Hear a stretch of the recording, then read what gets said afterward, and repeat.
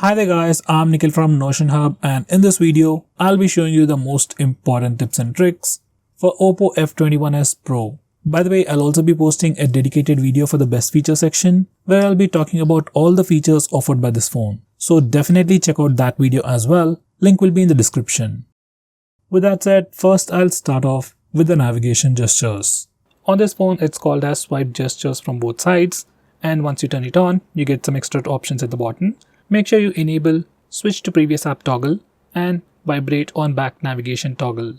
And once you're done, this is how the navigation gestures work. To go home, you can swipe from the bottom of the screen. For recent apps, you can swipe and hold. Now to go back a step, you can swipe from the left side or the right side and it takes back a step. For Google Assistant, you can swipe from the bottom left corner or bottom right corner diagonally to trigger Google Assistant. And every time you use these gestures or even the back button, you also get a subtle haptic feedback. Besides that, you can also swipe left or right on the bottom of the screen to quickly switch between applications, just like on iOS. Next, we have a new gesture called icon pull down gesture. Now once you enable this feature, on your home screen, you can swipe diagonally on the left side or right side to quickly pull down all the icons near your finger. It's just a quick and easy way to reach out applications just with a single finger. Next, we have swipe down gesture on the home screen.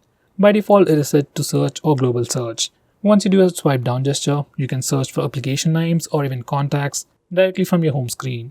I personally suggest you to change it to notification drawer. Once you do that, you can do a swipe down gesture to pull down the notification bar, which I think is much more helpful. Next, we have dark mode. You can enable it from the notification toggles or directly from the display settings. And once you enable the dark mode, all the system UI elements change to dark mode. Even some of the stock applications like phone dialer, messaging application also change to dark mode, and even some Google applications like Play Store or YouTube switch to the dark mode automatically. Dark mode helps your phone look much more cooler, helps you save some battery, and puts less strain on your eyes at night. Next, we have always on display. Now, just like the name suggests, it's a feature that puts a clock on your lock screen all the time. Now here's a quick preview. From settings, you can also change the clock styles, and you can also schedule it to automatically turn on and turn off at a specific time to save a little bit of battery. Next, I'm going to show you different ways to take a screenshot on this phone. So first, we have the normal way where we can use the buttons. Just press the volume down and power button both at the same time to take a screenshot. Next, we have 3-finger screenshot gesture. Now this feature is enabled by default. To take a screenshot, you can just swipe down using 3 fingers and your phone will take a screenshot. It's just like pressing the buttons, but instead of pressing the buttons, you just need to swipe down using 3 fingers and your phone will take a screenshot. Personally, this is my favorite way to take a screenshot. Next, I'm going to show you how to take a long screenshot. For that, first take a regular screenshot and then click on the preview. Now select scroll. Now you need to scroll the page, and once you're done, you'll get a long screenshot. Finally, we have partial screenshot. To take a partial screenshot, just place 3 fingers on the screen for a second and then slowly swipe down. Once you do that, you'll get a preview window and then take a partial screenshot. You can also resize this preview window to get an accurate screenshot. Next, I'm going to show you how to disable lock screen magazine, or you might even call it dynamic wallpaper on the lock screen.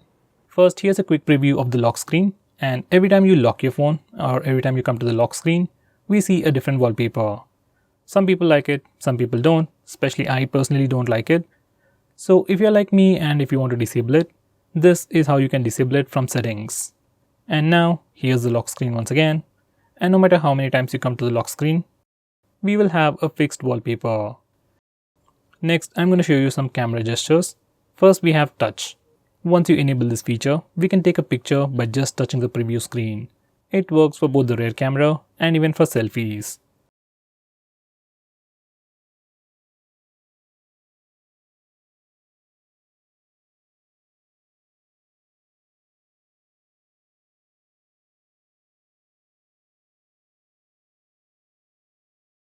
Next, we have the palm gesture, which only works for the front camera, and it's great for taking selfies.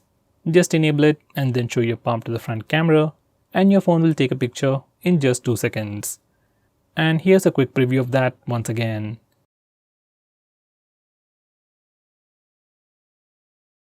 Next, I'm going to show you how to trigger Google Assistant with the power button. Just enable this toggle and now press and hold the power button to trigger Google Assistant. If you press and hold the power button longer, we will see the power options. If you are using navigation gestures, this is pretty useful. Next, we have some important screen off gestures. We have things like double tap to wake. We can also draw a note to open the camera application. Next, we can draw a V to turn on the flash. We also have more like music controls and custom shortcuts. But most of the time, I just draw V to turn on the flash. And to turn it off, we can press the power button. Next, we have a pretty cool shortcut to start or open split screen mode. This feature is enabled by default. Just make sure this particular toggle is enabled, and if it is enabled, you can just swipe up using 3 fingers to open the current application in a split screen mode. Now this phone, it's not like other phones, so some of the applications will not support this feature. With that said, most of the applications, especially third-party applications, do support split screen mode. Next, I'm going to show you digital well-being. Now this is a feature from Google and you can find it in settings. This feature analyzes your phone's usage and gives you a complete report. It shows you how many times you've unlocked your phone, how many notifications you've got, how much time you're using your phone, and which apps you're using the most. So with all this information, you can know your usage and you can also limit your usage using this feature, which is a pretty cool thing. So let's say if you don't want to watch videos on YouTube for more than 1 hour in a day, we can put up such restrictions using this feature. Next, we have wind down. This is another feature from Google, which will help you sleep faster at night. Using this feature, we can schedule our phone to turn on grayscale mode and do not disturb mode automatically at a specific time. This is something I would definitely recommend you to try. Next, I'm going to show you how you can change your default apps, whether you want to change your default launcher, default browser, or anything. For that, we need to first go to settings. Once you're in settings, select app management, then select default apps. Now from this page, you can change your default launcher, default SMS application, browser, and so on. I would definitely recommend you to change your default browser to Google Chrome.